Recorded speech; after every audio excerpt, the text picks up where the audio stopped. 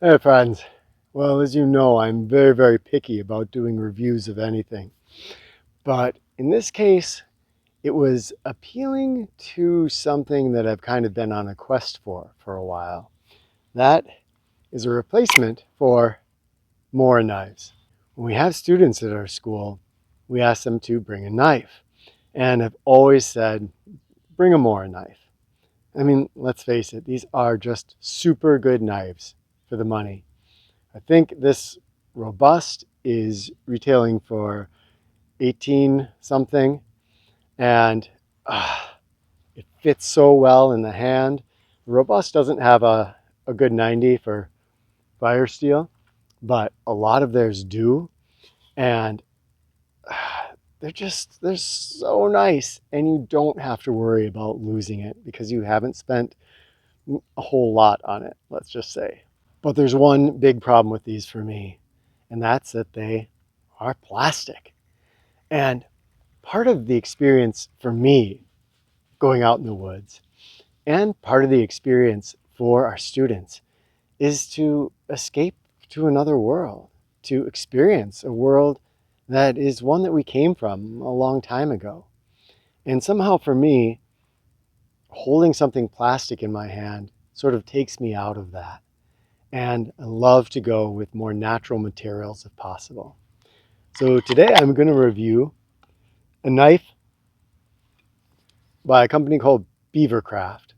And this is wood and leather. So it makes me very happy in that way. But there's a story behind this, and I want to share the whole story with you. And I put this thing through some very rugged tests. So tune in, we're going to check out some Beavercraft knives. My friends, I am holding a Dune, a Beavercraft Dune. And when I first saw this online, so I'm a fan of the Dune series, and this kind of had that feeling to me. It looked a little elven. It just looked pretty cool. And so I was a little seduced by that and by some of their other knives that I'll show you. And I looked at this company and I thought, is it fitting my criteria? This is not an offense to the Chinese, but I'm tending to avoid things that are factory made in China.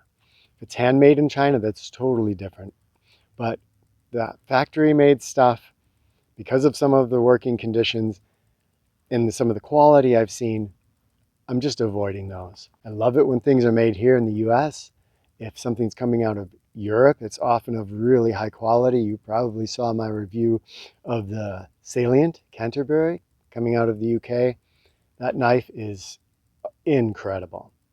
So these are coming from Ukraine, and they're touting handmade. There's a line, right, between what is handmade and what is factory made. And when do we call it handmade? If it's hand fitted, it's just start to finish, one person or two people, three people crafting each one individually, like it is with the Salient Canterbury. But those handmade knives, the price point is going to be way up there. And it's not going to be a knife that we're going to feel like we can abuse. When people are coming out here, and I'm sure for a lot of you, you go out on a camping trip, you don't want to have to worry about your knife. You want something that you know is just going to function hard, and if you lose it, you're not out of fortune. Like any company that contacts me, I said to these guys, I said, you can send me a knife, but I am not going to give you a good review just because you're sending me a knife. And I've had that approach before. When I say that, people aren't that interested anymore. So, but they said, yeah, absolutely. We want a real review of your knife. So it came, and I pulled it out, and I'm going to say my first impression was, for some reason, I just didn't like it as much as I had when I saw it in the picture. And then came another negative, and that's that I glanced down the blade and saw light playing. So it was not sharp. I did some standard sharpness tests, and it had not come. What I expect is for it to be able to shave. I didn't want to even use the knife if I wasn't going to review it. So I wrote to them and I said, look, here's the situation. This came and I just am not impressed with the sharpness at all. And I offered, because I don't want to be doing a bunch of reviews of just crap stuff, that you guys would have to sit and watch through and hear, oh, well, this isn't one, because there's plenty of things out there, right, that we would not want to buy. It's kind of useless to do reviews on ones that are crappy. So I did what I would do in any situation like this and said, I will send you the knife back and let's just all go our happy ways. And they said, no, we are totally fine with you telling your audience your experience with it. We're trying to grow as a company. We're trying to have great customer service. We'd like to send you another knife. So they sent me a duplicate and they threw in another knife for me to look at to see how the quality was of their other blades. Now, the customer service I experienced was great. And I kind of have to say that if that is their customer service, I'd feel like you're in good hands if you order from them. That being said, obviously they had an incentive to make sure that the next knife that I got was really good quality and had a really good blade on it. It did. It came shaving sharp. So I was really happy with that second blade. Is that the same customer service you would receive? I think so, based on all of my interactions with them, but I can't guarantee that they'd be like that with every customer. More importantly, how did this knife hold up? Now, as soon as I got the second one, I took the first one and I gave it a sharpen. Now, it sharpened up really, really easy. And it's basically kind of a Scandi grind, although I feel like it has a little bit of a hollow grind to it. As I say that because when I lay a stone across it, it doesn't touch the whole grind there. So a little teeny bit of a hollow grind, whether that's purposeful or not, I'm not sure. But it very, very easily sharpened up and was shaving sharp and very functional. Then I took that thing out and I ran it through some really harsh tests because to compare with the Mora knife, it has to be able to be abused and keep going strong. Used it as a throwing knife. I let the girls throw it. It landed in the ground sometimes. I batoned with it. I put it up against a really big Becker and and that's a story. And I used it for something that I use a lot of my knives for, which is trail clearing or fence clearing. So I usually have a machete with me, but I like to have a knife that I can just have on my side for more just spur of the moment clearing. And then I tried a bunch of regular bushcraft type of skills with it. I'm not ready to say 100% that this is my Mora replacement, but with further testing, it may be. Because this guy did really well. There's some pros and some cons, and I had some mishaps with it, which I'll share with you. But overall, there's some things I really like about this Dune. Despite my initial not feeling I like it as much as I did in the picture, after holding this for a while, I really started to appreciate this handle profile. So it's comfy in the hands and works really well for detail work, and it works as a hacker. Because of that curve, it's really easy to get a nice wrist flick. And that has really allowed me to use it for some strong hacking. The steel they're using, it's not just the steel, the numbers on the steel, but it's how it's treated as well, the heat treatment. And so the steel I have found to be a little soft, but the nice thing is that it's really easy to sharpen. So I have some knives that are made out of really, really good steel, but those are tougher to sharpen. The blade lasts a lot longer. And if you're not good at sharpening, which, I have a good friend that's coaching me and getting me better and better at it every day, but still, it's hard sometimes to get a really good edge on those harder steels. This, pretty much anybody, it's so easy with this Scandi type grind to hold your angle and to run that across your sharpener. And so I find that just if I've been abusing it and I've started to lose an edge on it, a couple runs across that sharpener and I can shave with it again. That's also, though, meant that there's been some dings. Now, granted, any knife, if you throw it into the ground and it's hitting rocks or larger pieces of sandy soil, is going to have some problems with the edge.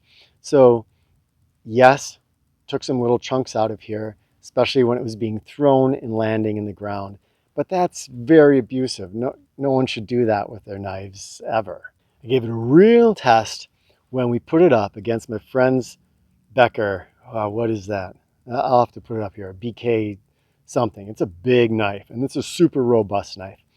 He was trying to baton through a piece of wood that I had provided that was really knotty and very dense. Is this what the cavemen did? That was the origin of music. I don't know if you heard the rhythm. And wow, pounding and pounding, trying to get through that. But it was a little bit like trying to get through a piece of ironwood, if you're familiar with that wood. And I said, stop, let's try the Beavercraft. So I put that in there and pounded the heck out of it. The thinner blade, which was a bit worrisome for me, but the thinner blade did allow this to get through that. But at the end, I had pounded on this thing so hard, the blade didn't snap. But what happened is that the metal had now risen up a little bit out of the handle. This is still a little bit of a mystery to me. I stripped it down here. You can see, at first I thought maybe the rivets had bent or something. My friend suggested maybe the wood, it was a softer wood, and the holes that the rivets were going through, the wood had malformed. I didn't really see anything that was super diagnostic for me. But I took the rivets out. They come out with an Allen wrench really easy, and kind of reshaped where the scales were, put it back together, and it was pretty much good as new. Now, to be very clear, this is not a high-end knife. So the fit and finish is not perfect, but it's pretty well done, I'd have to say. Especially when you're holding it. I've gotten knives where you get it and the metal is riding up out of the wood or sunk down in there, and you start to get blisters on your hands if you're doing too much with it, just because there's going to be a sharp edge that's rubbing and rubbing on your skin there. So both of these came and very smooth. Is that going to hold up? So I haven't really had these in the summer when that wood could be swelling. Right now, very dry. It's our winter, despite no snow. Where's our snow? And it feels really good in the hand. The sheath is leather and comes with a dangler option or just regular on your belt. Here's something I always have to do with these guys, is to see how much they're going to take before they just fall out. And that's pretty impressive. So it's a well-fit sheath that if I was going to be up in a tree and had it just on my belt, it's not coming out of there, but it's really easy to bring it out of the sheath. So at least on the two I got, the sheath fit was really, really nice. I appreciate that kind of a sheath. The more I wore this, the more I used it, the more I just started to keep it at my side and really like it. It works for fine detailed work. It works as a hacker. If you are into throwing knives and you use that one finger glide off to get less of a spin, the way your finger slides off of here is really, really nice. And I've just liked the look of it. And I wear it without feeling like, oh gosh, I have to be careful with this knife. If it gets destroyed, these are running about, actually it's about $22 right now the last time I saw it online. I'll leave links in the description. And that is about equal. I think this is running about $18.95 right now to the Mora, a knife that you can use and abuse, that could conceivably last you for many years.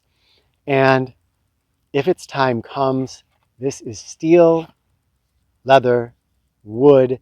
You're not throwing away any plastic. I'm going to show you this other knife by them because at this point, the only one I'm going to recommend is the Dune. This one has a higher price point. I think it's about $40 right now. And I really like the look of the sheath. And once you take it out, it's more of a, has more of a kind of tactical feel to it. But when I got this knife right away, this handle was just, and I'm not a huge guy, right? So I don't have a huge hand, but this handle was just a little bit too small so that I didn't feel like my hand could be comfortable in there. This is meant maybe just to have your thumb up there on the spine, and it has really nice friction there for your thumb. This, good, but that's not always how I'm going to hold a knife. And because the friction here is really sharp, so it's going to eat into your flesh. If I'm going to be using it for a long time, I want to be able to use this knife like this. So this needs, for me, and again, probably, an average hand here, not a big beefy hand. This needs a longer handle and maybe a little bit a thinner blade because it didn't feel like I could hold this and do really detailed work. Now that being said, Mirabelle likes this. So for her smaller hand, this fit in really well. And this is the Beavercraft Dusk. And she liked it. So maybe not for me. I couldn't really field test it comfortably because of how small that handle was. But from her experience, she liked it. Now the sheath on this guy, you saw me unstrap this, but I'm going to show you something here. There's this, and this is not doing anything apparently. So this guy did not pass the sheath test for me at all.